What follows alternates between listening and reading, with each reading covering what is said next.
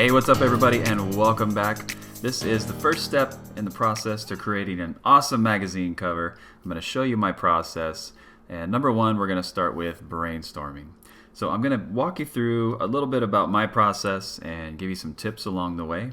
So follow along, let's go.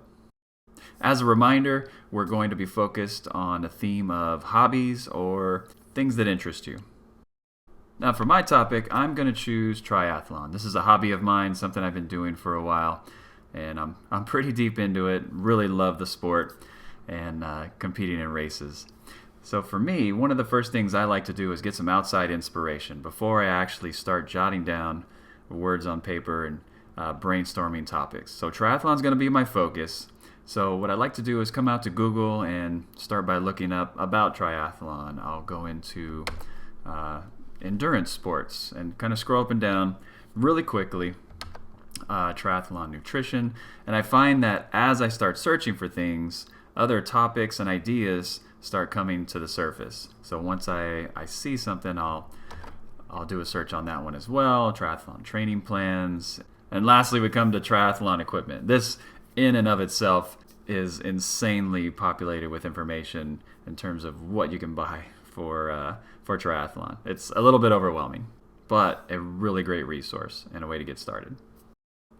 My next piece of advice would be to set a time limit for yourself. You do this because you want to help generate ideas quickly, and the more you do this, the easier it's going to get. It might seem a little tough in the beginning, but I guarantee this is definitely the way to go, and it will prevent you from drilling down and focusing too much on topics. A lot of times when you're brainstorming, time can be wasted as you're writing things down and you kind of focus on one thing for a little bit too long. If you have your time limit set, it puts the pressure on and it gets you moving a little bit faster. For this particular assignment, I would set a time limit of 5 to 10 minutes and really stick to that.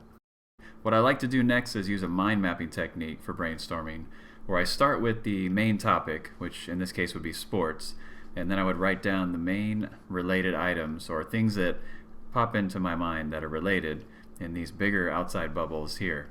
And when you're doing this, you don't want to limit yourself. That's one of the most important things. Whatever comes to your mind, you want to try and jot that down, regardless of whether or not it's related or not. If it comes to your mind, I feel like you should write it down just because it could spark something later on down the road that could lead to an even better idea than you had originally thought. Once I get a good amount of those, I start doing related ideas out here on the outsides of these guys. So for contact sports, you've got football, basketball, rugby, soccer, so things that are related, and give that a quick pass for each of these and try to come up with I would say 1 to 2. You can go 4 if you can come up with 4 ideas, but 1 to 2 is probably a good idea. Then move on if you've got a lot. It's important to remember to manage your time while you're doing this. Don't get focused on one particular item for too long or trying to come up with something and force it. If you can't come up with it, move on to the next one. Once you come up with a really comfortable list of items here, I would go back and try to see if you can come up with opposites for any of these items.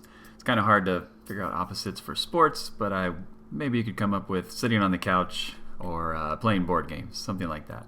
The point is, you want to try and spark even more ideas, and one of those could potentially lead to something that you use either in your magazine cover design or as a magazine design cover as a whole. So maybe something you weren't thinking about. So last but not least, you want to go back and evaluate what you have. You want to try to pick out the winner, the one that you're going to go with for your magazine cover design. Also, don't forget, if you're sticking to a time limit, you'll want to break these things up into portions and decide how long you're going to spend on each one. For example, you might spend the first few minutes doing research, the bulk of your time doing the mind map exercise, and then be sure to leave yourself a few minutes at the end to evaluate and decide.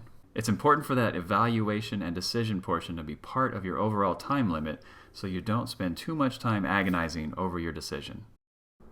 Alright, so I've got my main topic here, and I'm going to speed up the video and go ahead and go through the mind mapping process. Enjoy the music.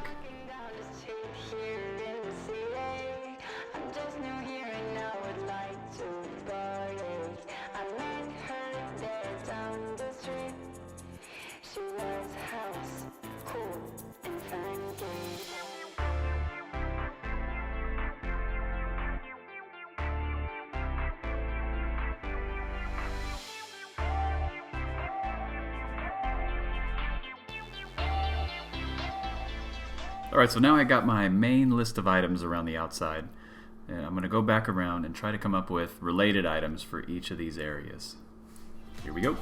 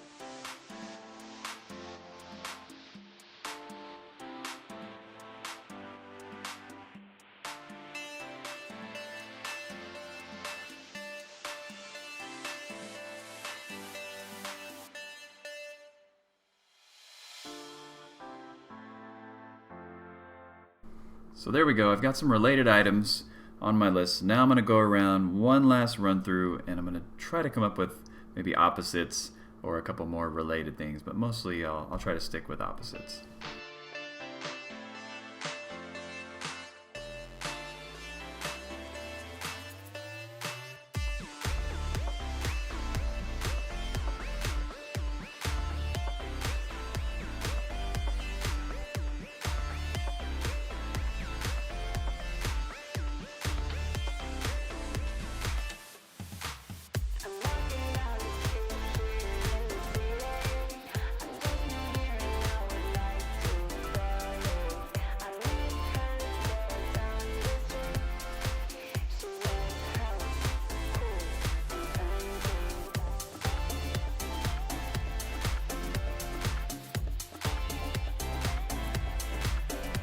Just for fun, I went back and added a little bit of color, but here's my mind map, and now I've got to go back and decide, okay, what do I want to focus the magazine cover that I'm going to design? What am I going to use as my winner here? And for me, I think I'm going to go with the swimming portion. And in terms of other items I can include on the cover, I can branch off into these areas here, talk about gear, open water swimming, the technical aspects and form of swimming, and get into pool swimming. So coming up with the opposite in this case actually gave me one more topic to include as an article within my magazine. And you'll see that as we get into more of it. Alright, and with that, I'm very excited to get to the next step in the process where we're going to start gathering inspiration. Very fun stuff. I will see you there.